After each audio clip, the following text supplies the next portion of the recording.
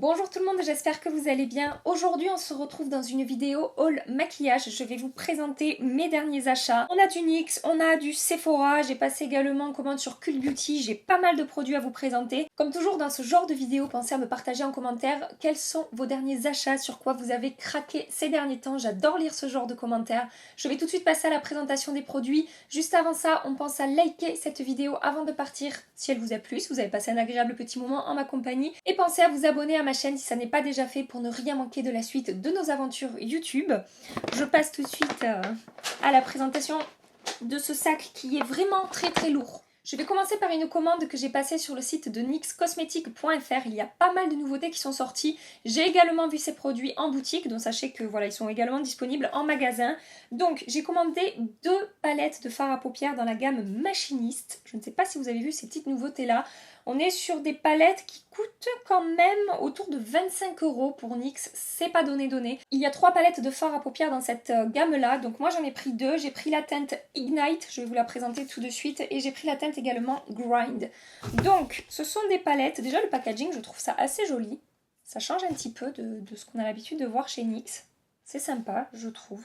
Donc ça c'est la palette Ignite, on a un grand miroir et les fards qui se présentent comme ceci. Sachez que je les ai uniquement swatchés, je ne me suis pas encore maquillée avec. C'est pour l'instant assez prometteur, donc ça c'est la palette Grind, qui ressemble évidemment beaucoup à la palette Subculture de chez Anastasia. Au niveau du packaging, ça donne ça. Donc c'est rare aussi qu'on voit, je trouve, dans les palettes NYX, des palettes avec des grands miroirs comme ça. Parce qu'il y a vraiment un grand miroir. J'ai oublié de vous dire en introduction, mais pensez à me dire dans les commentaires également quels sont les produits que vous aimeriez voir en action en priorité. Si vous voulez des vidéos premières impressions, si vous voulez des revues et sur quels produits en particulier. Voilà, donc ça ce sont les 2 palettes de fard à paupières que j'ai commandées chez NYX. Toujours chez NYX, j'ai également commandé des produits à lèvres. Tout d'abord, je voulais absolument tester les Suède Matte Lipstick rouge à lèvres mat. J'en ai énormément entendu de bien, que ce soit sur Instagram, des retours de votre part, une vidéo en particulier de la chaîne Lodoz Makeup qui a fait toute une revue concernant ces rouges à lèvres en disant qu'elle les adore. Donc évidemment, voilà, j'ai pas pu m'empêcher, j'ai commandé, j'ai pris 3 teintes. J'ai pris tout d'abord la teinte Lolita. Vous êtes nombreuses à m'avoir parlé de cette teinte en me disant « Gabi, je suis sûre que tu vas adorer cette teinte, c'est tout à fait le genre de teinte que tu aimes. » Tout à fait, c'est tout à fait le genre de teinte que j'aime. On est sur des rouges à lèvres qui sont très pigmentés avec une texture assez fine. Une bonne tenue et un rendu, je dirais, d'abord semi-mat qui finit par devenir mat au fil des heures. On n'est pas sur un mat tout de suite quand on l'applique. Voilà, mais la texture est vraiment fine et assez agréable. J'ai également commandé la teinte Girl By. Donc ça, vous m'avez vu le porter dans une de mes vidéos. Je crois que c'était la vidéo où je teste l'anti-cerne de chez Huda Beauty. Donc c'est la teinte qui est ici, qui est un peu plus profonde que le Lolita. Mais on est sur le même genre quand même de teinte, hein, évidemment. Vous ne serez pas étonnés. Et ensuite, j'ai pris la teinte Free Spirit. Donc là, on est plus sur un nude beige rosé qui rend sur ma main beige, oui, beige rosé, j'irai avec un petit peu de marron. Sur mes lèvres, ça ressort un petit peu plus pêche par rapport à ma carnation, par rapport à la pigmentation de mes lèvres, etc. Pour accompagner ces petits rouges à lèvres, j'ai également acheté 2 crayons à lèvres de la même gamme. Donc il s'agit des Suède Matte Lip Liner. Le premier, je l'ai pris en teinte également Free Spirit, qui est un petit peu plus pêche orangé que le rouge à lèvres en lui-même. Donc ça, c'est le rouge à lèvres Free Spirit, et là, c'est le crayon. Et les crayons sont vraiment pas mal. J'ai beaucoup apprécié porter ces crayons. La pigmentation est bonne, la tenue est bonne. Ils sont pas hyper crémeux, mais ils font quand même très bien leur taf. Et ensuite, j'ai pris la teinte Vintage Rétro. Le crayon Vintage est juste ici. Je trouve qu'il se marie plutôt bien avec la teinte qui est ici. Voilà. Dans une autre gamme, j'ai également pris 2 rouges à lèvres. Il s'agit des Slip Tease vernis à lèvres. Donc je pensais vraiment que ça allait être une laque assez fine qui sèche comme un petit peu de l'eau. Vous savez, c'est laque à lèvres. Et en fait, pas du tout. On est plutôt sur des rouges à lèvres assez crémeux avec une pigmentation hyper intense et un rendu assez lumineux, assez glossy. Ici, nous avons la teinte Dexter. Et juste à côté ici, nous avons la teinte Spiced Spell. Voilà, j'ai pris 2 rouges assez similaires, je suis d'accord. Alors j'ai une petite histoire à vous raconter par rapport à ces rouges à lèvres, une petite histoire qui m'a un petit peu perturbée. Je vais vous raconter ça tout de suite. Donc ces rouges à lèvres, je les ai achetés en boutique à Bordeaux. Je vous ai dit que j'étais à Bordeaux ce week-end. Et donc le lendemain, j'ai voulu tester ce rouge à lèvres. Et quand je l'ai ouvert, il s'est avéré que le petit objet à l'intérieur du tube qui sert à retenir l'excédent de produit, en fait, était coincé dans le bouchon. Et donc, quand je sortais le rouge à lèvres, l'applicateur, c'était ultra chargé de produits, inutilisable. J'avais quasiment toute la quantité du tube de rouge à lèvres qui était collé à mon applicateur. Donc, voilà, en gros, le rouge à lèvres était cassé. Bref, je me dis, bon, ben, c'est pas grave. J'ouvre l'autre, l'autre, ça se passe très bien. Je me dis, je vais aller le ramener chez NYX pour le changer. Me voilà partie chez NYX avec mon ticket de caisse, du rouge à lèvres acheté la veille, et je lui explique mon cas. Et là, la dame me regarde et me dit, mais je peux pas vous le changer. Comment ça, vous ne pouvez pas me le changer? Ben non, vous l'avez ouvert, donc je ne peux pas le changer. Donc je lui dis, vous vous doutez bien que quand je l'ai ouvert, je ne pouvais pas savoir que le produit était déjà cassé, et donc forcément je l'ai ouvert pour l'utiliser. Et c'est au moment où je l'ai ouvert, sans même l'utiliser, que je me suis rendu compte que le produit était défaillant. Elle me dit oui, mais moi comme ça ouvert, je peux pas le vendre, vous l'avez ouvert. Et elle me dit aussi, c'est maximum 8 jours pour changer le produit. Bah oui, mais en fait je suis venue hier, donc ton argument des 8 jours ça marche pas. Tu sais pas quand est-ce que je suis venue, donc d'abord demande et après on voit. Bref. Et donc, elle n'a pas voulu me le reprendre. Mais vraiment pas. Je lui ai dit, mais c'est pas logique votre truc, il y a un problème, vous ne pouvez pas reprendre un produit défaillant, alors que je m'en suis même pas servi et qu'il était cassé avant même que finalement je l'ouvre. Eh ben non, elle a pas voulu. Voilà, donc je suis repartie avec mon rouge à lèvres. Si elle m'a dit, oui, mais on a ce problème-là avec ces rouges à lèvres, donc sachez qu'apparemment, il rencontre un souci de fabrication des packaging avec ces rouges à lèvres. Apparemment, sur beaucoup de leurs produits, quand on ouvre, eh ben, le truc qui retient l'excédent de produits vient avec le bouchon et les produits sont inutilisables. J'ai trouvé ça quand même énorme qu'ils ne veuillent pas reprendre un produit défaillant qui était défaillant avant même que je ne l'ouvre en fait. Voilà, je voulais partager ça avec vous parce que je sais pas, je me suis sentie un petit peu prise pour une pigeonne et je suis repartie avec mon rouge à lèvres qui n'a pas été changé et bon. Voilà, je sais pas ce que vous en pensez, mais moi je trouve que c'est pas super normal. Mais bon. Bref, toujours chez NYX, j'ai également pris un rouge à lèvres dans la gamme Machiniste, donc la gamme des palettes de fard à paupières que je vous ai présenté juste avant. Ils ont sorti des rouges à lèvres assez métallisés, un petit peu pailletés, et je l'ai pris en teinte métallique bronze. Je sais pas trop pourquoi j'ai pris ça. Je vous avoue que je me suis emballée ce soir-là, il était 11h du soir quand j'ai passé la commande. Et je sais pas, je me dis qu'en temps normal, j'aurais pas acheté ça. Voilà, c'est le swatch qui est ici. C'est joli comme ça, hein, mais à voir porter. Alors, le côté métallique est vraiment très léger. C'est plutôt, on va dire, un rouge à lèvres lumineux, avec des jolis reflets. À voir ce que ça donne porter. Je ne l'ai pas encore essayé, mais bon, voilà. Ne me demandez pas pourquoi, moi-même je ne sais pas. Et enfin le dernier produit de chez NYX que j'ai acheté, je regrette déjà de l'avoir acheté parce qu'en le swatchant je sais que ça ne me conviendra pas. Il s'agit d'une poudre illuminatrice qui est en teinte Powdered Sugar. Voilà, donc pourquoi je sais déjà que ça va pas me convenir? Parce que en swatchant ce produit, j'ai vu que c'était chunky. Alors chunky, ça fait comme des morceaux, comme des paillettes. Je sais que le rendu va être assez sec sur ma peau. Il y a des petits morceaux qui se décollent. En fait, la texture est vraiment pas agréable et je n'aime pas du tout le swatch. Et vous voyez, quand je souffle dessus, les paillettes volent. Je sais pas si vous voyez ce que je veux dire. Moi, j'aime les highlighters, vous savez, qui se fondent à la peau, qui ont une texture presque crémeuse et du coup, on a beau souffler dessus, il se passe rien. Hein. Là, voilà. Là, c'est vraiment très poudreux, assez sec et j'ai envie de dire un petit peu grossier comme texture. En fait, je suis vraiment pas fan. J'ai eu espoir en voyant ça et en lisant la description, ça avait l'air vraiment sympa. Et en fait, non, je suis absolument pas convaincue et je sais très bien que je n'utiliserai pas ce produit. Et vous voyez, quand je fais ça, il y a tout qui s'en va, quoi. Bref, voilà. Je passe maintenant à la commande que j'ai faite sur le site de Sephora. Donc tout d'abord, je me suis pris un produit de chez Marc Jacobs. Vous avez été vraiment nombreuses à me demander si j'allais tester ce produit. Vous avez été également nombreuses à me dire que vous l'aviez testé et que vous étiez ultra fan et que j'allais adorer. Bref, vous m'avez convaincue de passer le cap. Je pensais pas l'acheter à la base et c'est à cause de vous. Voilà. J'espère que vous vous sentez coupable. Il s'agit du Omega Glaze, donc illuminateur métallisé multi-usage, donc de chez Marc Jacobs, comme je vous disais. On est sur un enlumineur qui, effectivement, j'ai bien fait de vous écouter parce qu'il est vraiment magnifique. Donc déjà que ce soit le packaging, avec ce boîtier doré, assez salissant au niveau des empreintes de doigts, mais vraiment très beau, très classe et élégant, je trouve. On a évidemment un grand miroir comme dans tous les packaging de chez Marc Jacobs, en tout cas le bronzer voilà, ressemble fortement à ça. Et l'enlumineur est vraiment magnifique. Donc on est sur une teinte plutôt rose gold, je dirais, donc dorée avec des reflets un petit peu rose, un petit peu pêche. Je trouve vraiment la teinte très très belle. Alors elle convient à ma carnation, je ne suis pas sûre qu'elle convienne aux carnations les plus claires, aux teints les plus clairs.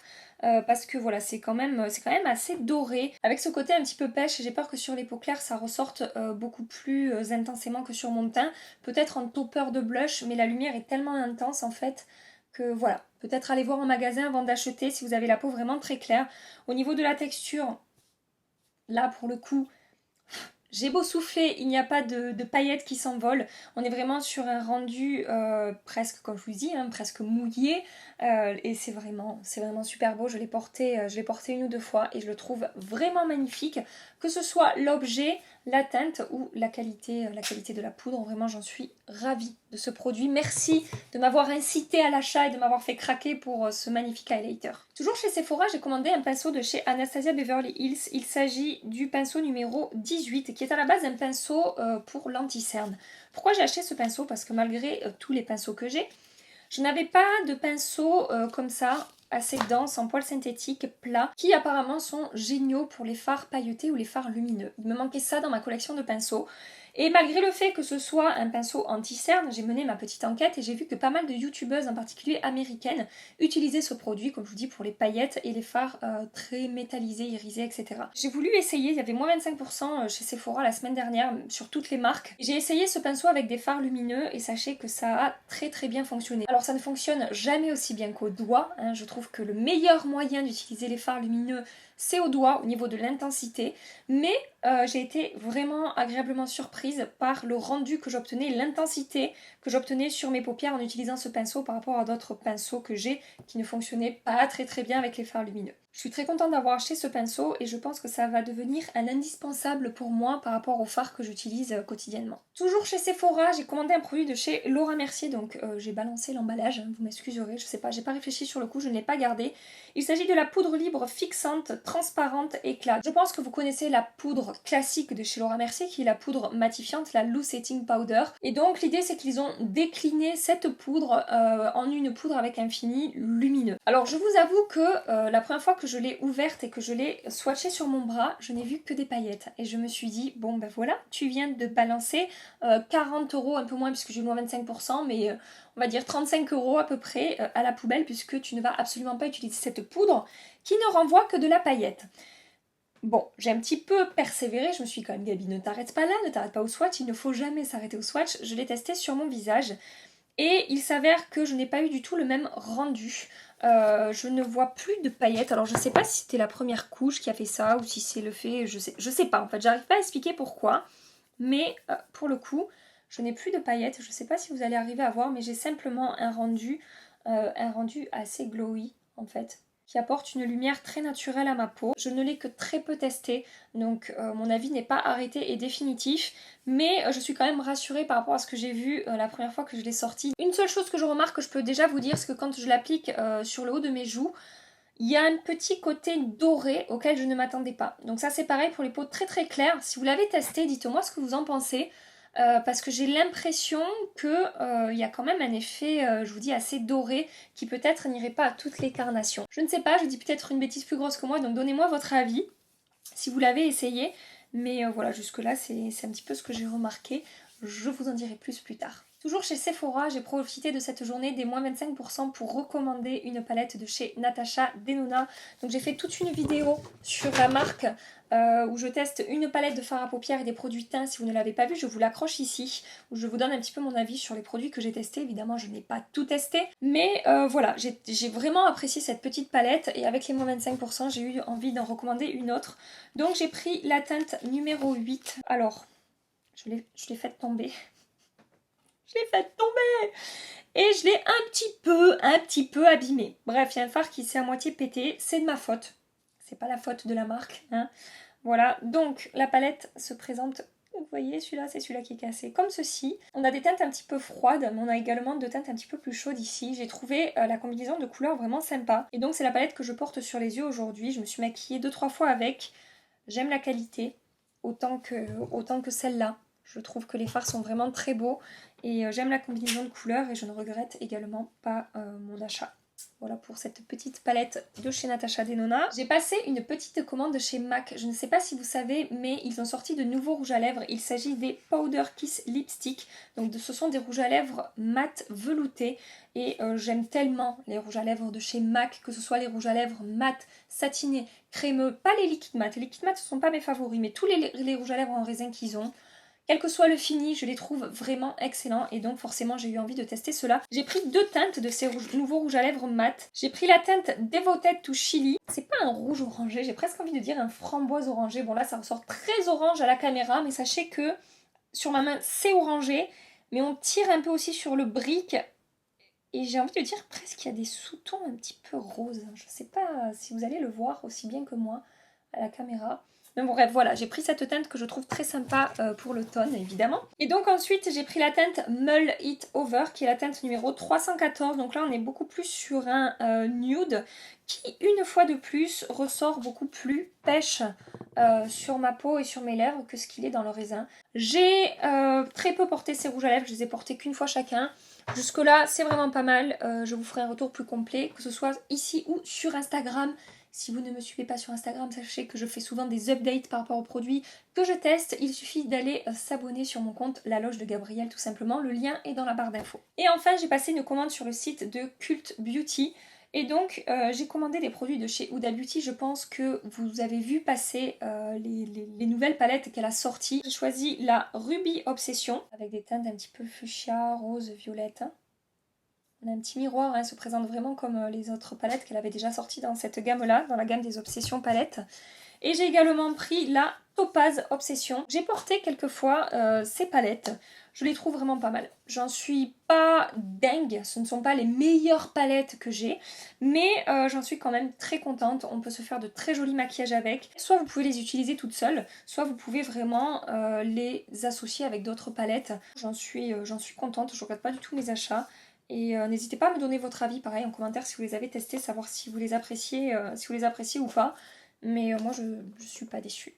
Voilà. Et enfin, les derniers produits que j'ai commandés, je les attendais comme le messie. Je les ai reçus juste avant de partir en week-end. J'en ai essayé qu'une fois. Donc toujours pareil, mon avis n'est pas fait. Et il est loin d'être définitif, il faut vraiment que je teste ça mieux. Bref, je ne fais pas durer le suspense plus longtemps. Il s'agit de fard à paupières de chez Iconic London. Vous savez que j'aime beaucoup cette marque, on ne l'a pas en France, mais sachez qu'on le trouve facilement sur des sites anglais, en particulier sur Cult Beauty. Sachez également que la dernière commande que j'ai passée sur Cult Beauty, je l'ai reçue par la poste. C'est la première fois que ça arrive. Alors est-ce que Cult Beauty en a eu marre de leur transporteur qui faisait n'importe quoi et du coup passe maintenant par la poste? Ce serait merveilleux. Parce que du coup c'est allé aussi vite que quand je passais par GLS, mais voilà, il n'y a pas de souci de livraison, de mecs qui vous disent que c'est livré alors que c'est pas livré pour courir après des jours entiers après votre colis sans savoir où il est, etc. Bon bref. Moi ça m'est pas trop arrivé, ça m'est arrivé qu'une fois, mais je sais que beaucoup d'entre vous rencontrent de gros problèmes avec ce transporteur. Bref, à voir pour ma prochaine commande, mais en tout cas j'ai reçu mon produit par la poste et j'étais ravie. J'en reviens à mes produits. Ce sont des produits de chez Iconic London. Il s'agit des Chrome Flash Eye Pot. Et alors, je vais vous montrer ça tout de suite. J'ai pris 3 teintes. Quand j'ai vu les swatchs, les machins, je me suis dit, je veux, c'est pour moi, je veux tester tout de suite. Donc là, c'est la teinte Mystique. Donc ce sont des fards métallisés qui vont sécher et qui, normalement, ne vont plus bouger après de la journée. Avec des toutes petites paillettes, mais on a plus le côté métallique qui ressort que le côté pailleté. Et je trouve le rendu absolument magnifique. C'est très intense, hein, sachez-le. C'est pas quelque chose qui va être discret sur la paupière. Mais franchement, j'adore. Je vais vous swatcher les deux autres teintes que j'ai prises. Donc j'ai pris la teinte Cosmique. Voilà pour le swatch. C'est beau, hein? Qu'est-ce que vous en pensez? Vous trouvez ça beau? Moi, je trouve ça très beau. Et la troisième teinte que j'ai prise, c'est la teinte Eclipse. C'est la teinte qui est ici. Je ne sais pas comment décrire cette teinte, c'est à la fois un petit peu taupe qui tire aussi sur le violet un petit peu. Quand cette teinte-là tire sur le rose en fait. Voilà. Et j'aimerais bien vous faire un swatch en direct pour que vous puissiez voir l'intensité. Faire ici. Voilà. La seule fois où je l'ai utilisé, j'ai utilisé la teinte évidemment Cosmique, c'est celle qui m'attire le plus. Et j'ai trouvé ça super joli, appliqué au doigt. J'ai travaillé un petit peu un creux de paupière, un coin externe un peu plus intense, comme toujours. Hein. Et après, je suis venue tapoter ça sur ma paupière et tirer un petit peu la matière. Et c'était hyper lumineux, super joli. La tenue, je crois que j'en étais contente, je me souviens plus trop. Bref, je vais retester et je vous dirai ça. Mais sachez que ces petits pots ont l'air vraiment très prometteurs, quoi. Oh, c'est trop beau. J'ai donc terminé de vous présenter tous mes achats. J'espère que ça vous a plu. En attendant ma prochaine vidéo, je vous fais des milliards de bisous. Mouah. Prenez soin de vous et à très bientôt. Bye bye. C'est trop beau. J'ai également pris 2 autres produits à lèvres. Il s'agit des NYX sur le site de... Si je pouvais combiner les œufs... pour faire des crêpes.